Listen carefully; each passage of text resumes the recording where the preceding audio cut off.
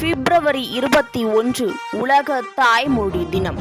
பல மொழிகளுக்கு தாயும் தந்தையுமான எம் தாய்மொழி தமிழே. ஒரு பிறந்த குழந்தை தன் நாவை ஆட்டி முதலாக சொல்லக்கூடிய முதல் வார்த்தை அம்மா.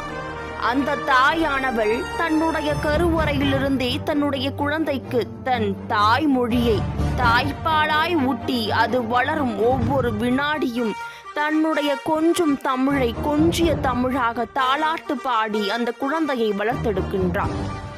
அப்பொழுது நம் தமிழானது நம்முடைய உடலோடும் உயிரோடும் உணர்வுகளோடும் பின்னி பிணைந்து விட்டது. உயிரெழுத்தும் மெய்யெழுத்தும் சேர்ந்து உயிர்மெய் எழுத்தாவது போல நம்முடைய உடலில் உயிர் ஆகிய நம்முடைய தாய்மொழி தமிழ் கலந்திருப்பது நாம் பெற்ற பேறுகளில் ஒன்று.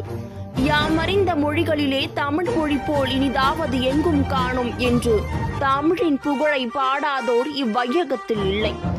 உயிர் உள்ளவரை நம் தாய்மொழியை காப்போம், அதன் பெருமையை உலகம் முழுவதும் பரப்புவோம்.